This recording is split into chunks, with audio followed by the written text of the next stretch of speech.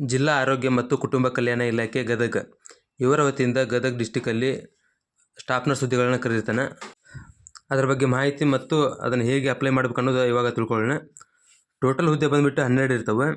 ಇದು qualification JNM ಅಥವಾ BSc nursing ಆಗಿರ್ಬೇಕು. ಇನ್ನು ಅಪ್ಲಿಕೇಶನ್ ಇದು ಸ್ಟಾರ್ಟಿಂಗ್ ಡೇಟ್ ಬಂದುಬಿಟ್ಟು 6/1/2025 ಇರುತ್ತೆ. ಅಂದರೆ ಈಗಾಗಲೇ ಅಪ್ಲಿಕೇಶನ್ ಇದು ಸ್ಟಾರ್ಟ್ ಆಗೈತಿ. ಕಾಂಟ್ರಾಕ್ಟ್ ಬೇಸ್ ಇರುತ್ತೆ. Application start 6/1/2025. ಕ್ಲೋಸಿಂಗ್ ಡೇಟ್ ಬಂದುಬಿಟ್ಟು 16/1/2025. ಅದು 5 ಗಂಟೆ 30 ನಿಮಿಷದೊಳಗೆ ಅಪ್ಲಿಕೇಶನ್ ಹಾಕ್ಬೇಕು. ಆ ನಂತರ ಅಪ್ಲಿಕೇಶನ್ ಸಬ್ಮಿಟ್ ಮಾಡೋಕೆ ಬರೋಂಗಿಲ್ಲ. ಲಾಸ್ಟ್ ಟೈಮಿಂಗ್ 5:30 ಅಪ್ಲಿಕೇಶನ್ ಹಾಕ್ಬೇಕು, 16ನೇ ತಾರೀಕಿನೊಳಗೆ. ಇನ್ನು ಅಪ್ಲಿಕೇಶನ್ ಹೆಂಗೆ ಹಾಕೋದಪ್ಪ ಅಂತಂದರೆ, ನಿಮ್ಗೆ ಅದನ್ನು ಲಿಂಕ್ ನಾನು ಕೆಳಗೆ ಡಿಸ್ಕ್ರಿಪ್ಷನ್ಯಾಗ ಕೊಟ್ಟಿರ್ತೀನಿ. ಅದನ್ನು ಲಿಂಕ್ ಓಪನ್ ಮಾಡಿದ ತಕ್ಷಣ ಈ ರೀತಿ ಪೋಸ್ಟಲ್ ಒಂದು ಓಪನ್ ಆಗುತ್ತೆ. ಅದರಲ್ಲಿ ಅರ್ಜಿ ಸಲ್ಲಿಸುವ ಸ್ಥಳ ಅಂತಂದ್ರೆ ಗದಗ. ಹುದ್ದೆ ಬಂದುಬಿಟ್ಟು ಸ್ಟಾಫ್ ನರ್ಸ್. ನೀವು ಸ್ಟಾಫ್ ನರ್ಸ್ನ ಕ್ಲಿಕ್ ಮಾಡ್ಕೋಬೇಕಾಗತ್ತೆ. ಆನಂತರ ನಿಮ್ಮ ಅರ್ಜಿದಾರರ ವಿವರಗಳನ್ನು ಸಲ್ಲಿಸಬೇಕಾಗತ್ತೆ. ಅರ್ಜಿದಾರರ ಹೆಸರು ಅಲ್ಲಿ ಫಿಲ್ ಮಾಡ್ಬೇಕು, ಮತ್ತು ಅರ್ಜಿದಾರರ ತಂದೆ ಹೆಸರು ಹಾಕ್ಬೇಕು. ಮದುವೆ ಆಗಿತ್ತಂದ್ರೆ ಗಂಡನ ಹೆಸರು ಹಾಕ್ರಿ. ಮತ್ತು ನೀವು ಪುರುಷ ಅಭ್ಯರ್ಥಿ ಆಯ್ತಂದ್ರೆ ಪುರುಷ, ಮಹಿಳೆ ಆಯ್ತಾ ಮಹಿಳೆ, ಇಲ್ಲಿ ನೀವು ಕ್ಲಿಕ್ ಮಾಡ್ಕೋಬೇಕಾಗತ್ತೆ. ಆನಂತರ ತೃತೀಯ ಲಿಂಗಿ ಆಗಿದ್ದಂದ್ರೆ ಟ್ರಾನ್ಸ್ಜೆಂಡರ್ ಅಂತಂದು ಸೆಲೆಕ್ಟ್ ಮಾಡ್ಕೋಬೇಕು. ಮತ್ತು ಆ್ಯಸ್ ಪರ್ ನಿಮ್ಮ SSLC ಮಾರ್ಕ್ಸ್ ಕಾರ್ಡ್ ಪ್ರಕಾರ ನಿಮ್ಮ ಡೇಟ್ ಆಫ್ ಬರ್ತನ್ನು ಇಲ್ಲಿ ಎಂಟ್ರಿ ಮಾಡಬೇಕಾಗತ್ತೆ. ಇದಕ್ಕೆ 18ರಿಂದ 45 ವರ್ಷದೊಳಗೆ ಎಲ್ಲರೂ ಅಪ್ಲೈ ಮಾಡ್ಬೋದು. ಮತ್ತು ನಿಮ್ಮ ಕನ್ನಡ ಮಾಧ್ಯಮ ಗ್ರಾಮೀಣ ಏನಿದ್ರೆ ಅದನ್ನು ಅಪ್ಲೈ ಮಾಡ್ಬೋದು. ನಿಮ್ಮ ಜಾತಿ ಆದಾಯನ ಅಪ್ಲೈ ಮಾಡ್ಬೇಕಾಗತ್ತೆ. 2A ಇದ್ರೆ 2A, 2B ಇದ್ರೆ 2B, ಜನರಲ್, SC ST ಮತ್ತು ಕೆಟಗರಿ 1 ಈ ರೀತಿ ನಿಮ್ಮ ಯಾವ ಇರ್ತಾವೆ ಅದನ್ನು ನೀವು ಕ್ಲಿಕ್ ಮಾಡ್ಬೇಕು. ನಿಮ್ಮ ಕನ್ನಡ ಮಾಧ್ಯಮ ಗ್ರಾಮೀಣ, ಮಾಜಿ ಸೈನಿಕ, ಅಂಗವಿಕಲ, ಮಹಿಳೆ ಮತ್ತು ತೃತೀಯ ಲಿಂಗಿಗಳಾಗಿದ್ದರೆ ನೀವು ಕ್ಲಿಕ್ ಮಾಡ್ಕೋಬೋದು. ಈ ರೀತಿ ಒಳ್ಳೆ PDP ಸರ್ಟಿಫಿಕೇಟ್ ಇತ್ತಂದ್ರೆ ಅದನ್ನು ಕೂಡ ನೀವು ಅಪ್ಲೈ ಮಾಡ್ಬೋದು. ಆಮೇಲೆ ನಿಮ್ಮ ಅಡ್ರೆಸ್ಸನ್ನೆಲ್ಲ ಫಿಲ್ ಮಾಡಬೇಕಾಗತ್ತೆ. ನಿಮ್ಮ ಕರೆಂಟ್ ಅಡ್ರೆಸ್ ಮತ್ತು ಆಫೀಸ್ ಅಡ್ರೆಸ್ ಅವೇನಿರ್ತವೆ ಅವನ್ನೆಲ್ಲ ಫಿಲ್ ಮಾಡ್ಕೋಬೇಕು. ಆಲ್ಮೋಸ್ಟ್ ಮಹಿಳೆಯರಿದ್ದರೆ ಮಹಿಳೆ ಅಂತ ಕ್ಲಿಕ್ ಮಾಡ್ಕೊರಿ. ಪುರುಷರಿದ್ದರೆ ಏನು ಕ್ಲಿಕ್ ಮಾಡೋ ಅವಶ್ಯಕತೆ ಇರೋಂಗಿಲ್ಲ. ಇಲ್ಲಿ ನಿಮ್ಮ ಫೋನ್ ನಂಬರ್ ಮತ್ತು ನಿಮ್ಮ ಇಮೇಲ್ ಅಡ್ರೆಸ್ ಮತ್ತು ನಿಮ್ಮ ಮನೆ ಸಂಖ್ಯೆ, ಇಲ್ಲಿ ಮನೆ ಸಂಖ್ಯೆ, ಕಾಲೋನಿ, ಜಮೀನು ಗುರುತು ಅಂತ ಐತಲ್ಲ ಅಲ್ಲಿ ನಿಮ್ಮ ಮನೆ ಸಂಖ್ಯೆ ಹಾಕಬೇಕಾಗುತ್ತೆ. ಮತ್ತು ವಿಳಾಸ ಗ್ರಾಮ, ನಗರ, ತಾಲೂಕು, ಜಿಲ್ಲೆ ಇದ್ದಲ್ಲಿ ನಿಮ್ಮ ಗ್ರಾಮವನ್ನು ನೀವು ಅಪ್ಲೈ ಮಾಡಿರಿ.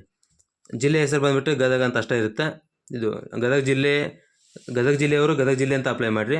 ಮತ್ತು ಬೇರೆ ನಿಮ್ಮ ಯಾವ್ಯಾವ ಜಿಲ್ಲೆ ಇರ್ತವೆ ನಿಮ್ಮ ಆ ಜಿಲ್ಲೆಯವರು ನಿಮ್ಮ ಜಿಲ್ಲೆ ಹೆಸರನ್ನು ಅಲ್ಲಿ ಅಪ್ಲೈ ಮಾಡಬೇಕಾಗತ್ತೆ. ಆಮೇಲೆ ನಿಮ್ಗಿನ ಕ್ವಾಲಿಫಿಕೇಷನ್ ಬಂದುಬಿಟ್ಟು BSc ನರ್ಸಿಂಗ್ ಮತ್ತು ಡಿಪ್ಲೊಮಾ ಇನ್ JNM ಅಂತಂದು 2 ತೋರಿಸ್ಯಾನ.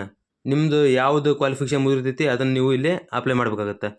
ಮತ್ತು ಆ್ಯಸ್ ಪರ್ ನಿಮ್ಮ ಫೈನಲ್ ಇಯರ್ದಲ್ಲಿ ನೀವು ತೆಗೆದುಕೊಂಡಂಥ ಟೋಟಲ್ ಮಾರ್ಕ್ಸ್ ಮತ್ತು CGPA ನೀವು CGPA ತೊಗೊಂಡಿದ್ದು ನಿಮ್ಗೆ ಸರ್ಟಿಫಿಕೇಟ್ CGPAಲಿ ಮಾರ್ಕ್ಸ್ ಎಂಟ್ರಿ ಮಾಡಿದ್ರೆ CGPA ಅಂತ ಹಾಕ್ರಿ. ಮಾರ್ಕ್ಸ್ ಅಂತ ಎಂಟ್ರಿ ಮಾಡಿದ್ರೆ ನೀವು ಮಾರ್ಕ್ಸ್ ಅಂತ ಹಾಕ್ರಿ. ಮತ್ತು ಕರ್ನಾಟಕ ನರ್ಸಿಂಗ್ ಕೌನ್ಸಿಲಲ್ಲಿ ಕೊಟ್ಟಿರ್ತಕ್ಕಂಥ ಸರ್ಟಿಫಿಕೇಟ್ ನಂಬರ್ ಮತ್ತು ಅದರದ್ದು ರಿನ್ಯೂವಲ್ ಇಯರ್ನ ನೀವು ಇಲ್ಲಿ ಮೆನ್ಷನ್ ಮಾಡಬೇಕಾಗತ್ತೆ. ಇದಕ್ಕೆ ಅರ್ಹತಾ ಪರೀಕ್ಷೆಯಲ್ಲಿನ ಅಂಕಗಳು ಅಂದರೆ ಇವಾಗ ನೀವು JNM ಮುಗಿತಂದ್ರೆ JNMದು ಟೋಟಲ್ ಗರಿಷ್ಠ ಅಂಕಗಳು ಮತ್ತು ನೀವು ಗರಿಷ್ಠ ಅಂಕಗಳಿಗೆ ಗಳಿಸಿದಂಥ ಅಂಕಗಳನ್ನ ಇಲ್ಲಿ ಎಂಟ್ರಿ ಮಾಡಬೇಕಾಗುತ್ತೆ. ಇವೆರಡು ಎಂಟ್ರಿ ಮಾಡಿದ ತಕ್ಷಣ ಪರ್ಸೆಂಟೇಜ್ ಆಟೋಮೆಟಿಕ್ಲಿ ಅದೇ ತಗೊಳುತ್ತೆ. ಇನ್ನು ಅರ್ಜಿ ಸಲ್ಲಿಸಕ್ಕೆ ನಿಮ್ಗೆ ಯಾವ್ಯಾವ ಡಾಕ್ಯುಮೆಂಟ್ ಬೇಕಂತಂದರೆ SSLC marks card, PUC marks card, ಮತ್ತು ನಿಮ್ಮದು JNM ಮುಗಿತಂದ್ರೆ JNM, ಇಲ್ಲಿಕಂದ್ರೆ BSc ನರ್ಸಿಂಗ್ ಮುಗಿಸಿದೆ ಅಂದ್ರೆ ಅದ್ರ ಎಲ್ಲ ಡಾಕ್ಯುಮೆಂಟ್ಸ್, ಮತ್ತು ನಿಮ್ಮ ಇನ್ಕಮ್ ಕಾಸ್ಟ್, ಆಧಾರ್ ಕಾರ್ಡ್ ಇಲ್ಲಿ ಕೊಟ್ಟಂಗೆ, ಮಾರ್ಕ್ಸ್ ಕಾರ್ಡ್ ಮತ್ತು KNC ಪ್ರಮಾಣ ಪತ್ರ ನೀವು ಅದನ್ನು ಬೆಂಗಳೂರಿಗೆ ಹೋಗಿ ತೊಗೊಂಬಂದಿರ್ತೀರಿ. JNM ಅಥವಾ BSc ನರ್ಸಿಂಗ್ 2 ಮುಗಿಸಿದ್ರು ಅವ್ರಿಗೆ ಇಬ್ಬರಿಗೂ KNC ಸರ್ಟಿಫಿಕೇಟ್ ಅಂತ ಕೊಟ್ಟಿರ್ತಾರೆ. ಅದನ್ನು ಆಧಾರ್ ಕಾರ್ಡ್ ಮತ್ತು ನೀವು ಕನ್ನಡ ಮಾಧ್ಯಮ ಗ್ರಾಮೀಣ ಅವೆಲ್ಲ ಇತ್ತಂದ್ರೆ 3 MB ಒಳಗಡೆ ಅದನ್ನು ಒಂದು PDF ಫೈಲ್ ಮಾಡಿಕೊಂಡು ಅದನ್ನು ನೀವು ಇಲ್ಲಿ ಅಪ್ಲೋಡ್ ಮಾಡಬೇಕಾಗುತ್ತೆ. ಅವನ್ನೆಲ್ಲ ಸೇರಿ ಒಂದೇ PDF ಫೈಲ್ ಒಳಗೆ ಅಪ್ಲೋಡ್ ಮಾಡ್ಬೇಕು. ನೀವು SSLC ಮಾರ್ಕ್ಸ್ ಕಾರ್ಡ್ ಬೇರೆ, ಇನ್ಕಮ್ ಕಾಸ್ಟ್ ಬೇರೆ ಈ ರೀತಿ ಅಪ್ಲೈ ಮಾಡೋಕ್ಕೆ ಚಾನ್ಸ್ ಇರೋಲ್ಲ. ಎಲ್ಲ ಸಂಬಂಧಪಟ್ಟ ದಾಖಲೆಗಳನ್ನು ಅಪ್ಲೋಡ್ ಮಾಡಲಾಗಿದೆ ಅಂತ ಕೇಳಿರಲಿ. ಅದಕ್ಕೆ ನೀವು ಹೌದು ಅಂತಂದು ಕ್ಲಿಕ್ ಮಾಡ್ಬೇಕು. ಆಮೇಲೆ ಹೌದು ಅಂತ ಕ್ಲಿಕ್ ಮಾಡಿದ್ಮೇಲೆ ಡಿಕ್ಲರೇಷನ್ ಅಂತಂದು ಬರುತ್ತೆ. ಅಲ್ಲಿ ಡಿಕ್ಲರೇಷನ್ ಮಾರ್ಕ್ ಮೇಲೆ ನೀವು ರೈಟ್ ಮಾರ್ಕನ್ನು ಮಾಡಿದರೆ ನೆಕ್ಸ್ಟ್ ಪ್ರೊಸೆಸ್ ಮುಂದಾಗುತ್ತೆ. ಇದನ್ನು ಅಪ್ಲಿಕೇಶನ್ ಹಾಕೋ ಲಿಂಕ್ ನಾನು ಕೆಳಗೆ ಡಿಸ್ಕ್ರಿಪ್ಷನ್ ಒಳಗೆ ಕೊಟ್ಟಿರ್ತೀನಿ. ಅದನ್ನು ನೋಡ್ಕೊಂಡು ನೀವು ಅಪ್ಲೈ ಮಾಡ್ಕೋಬೋದು. ಇಲ್ಲೇ ಡಿಕ್ಲರೇಷನ್ ಕೊಡ್ತಾನೆ. ಡಿಕ್ಲರೇಷನ್ ಕೊಟ್ಟ ಮ್ಯಾಗ ನೀವು ಇದನ್ನು ಅರ್ಜಿಯನ್ನು ಯಾರಿಗೆ ಸಲ್ಲಿಸಿರ್ತೀರ ಅಂದ್ರೆ RDPR ಡಿಸ್ಟಿಕ್ ಆಫೀಸ್ ಗದಗ, ಇಲ್ಲಿ ನಿಮ್ಮ ಅಪ್ಲಿಕೇಶನ್ ಇದು ಸಬ್ಮಿಟ್ ಆಗಿರುತ್ತೆ.